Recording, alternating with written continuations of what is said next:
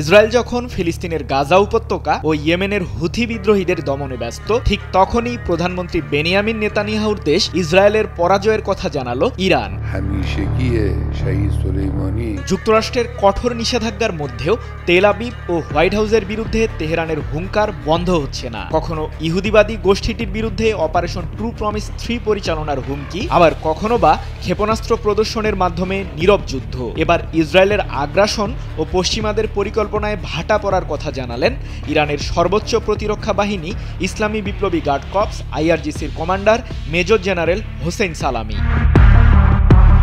Israeli শত্রু পরাজিত হয়েছে এবং তারা হতাশায় নিরপরাধ মানুষদের হত্যা করছে জানিয়ে সালামি বলেন, নেতানিয়াহু বাহিনী ক্লান্ত হয়ে পড়েছে, তারা আসলে বুঝতে পারছে না কি করছে, পালানোর জায়গা খুঁজে পাবে না ইসরায়েল, এমনটি হুঁশিয়ারি দেন মেজর জেনারেল সালামি।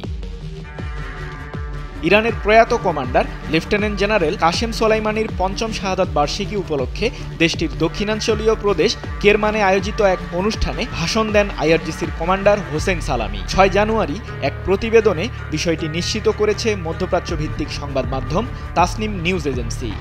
ভাষণে IRGCর কমান্ডার মেজর জেনারেল হোসেইন সালামি হিজবুল্লাহ ও হুথি বিদ্রোহীদের প্রশংসা করে বলেন, ইসরায়েলকে প্রতিরোধে কাজ করা সংগঠনগুলো সর্বোচ্চ শক্তি অর্জন করেছে, যা নেতানিয়াহু বাহিনীকে ধ্বংস করার জন্য যথেষ্ট। অন্যদিকে কাশেম সোলাইমানির স্মরণে ইরানের সর্বোচ্চ ধর্মীয় নেতা আয়াতুল্লাহ আলী খামেনি এক বার্তায় বলেছেন, এই অঞ্চলের ভাগ্য ও ইতিহাস বদলে দিয়েছে আমাদের প্রতিরোধ ফ্রন্টগুলো। এ সময় তিনি ইহুদিবাদী শাসকদের ব্যর্থতার কথা তুলে ধরে বলেন, পশ্চিমা সভ্যতা এবং রাজনীতিবিদরা আরও বড় পরাজয়ের সম্মুখীন হয়েছে। সম্প্রতি ফিলিস্তিনের সমর্থনে ইসরায়েলের বিরুদ্ধে লড়াই শুরু করেছে ইরান সমর্থিত ইয়েমেনের হুথি বিদ্রোহীরা। এতে অনেকটা কোণঠাসা হয়ে পড়েছে তেল আবিব। আর বিদায়ী মার্কিন প্রেসিডেন্ট জো বাইডেনের মেয়াদ শেষের দিকে হওয়ায় যুদ্ধের মাঠে খুব একটা সুবিধা করতে পারছে না নেতানিয়াহু বাহিনী, এমনটি দাবি মধ্যপ্রাচ্যের সংবাদ মাধ্যমগুলোর। সৃজন মাহমুদ, নিউজ 24।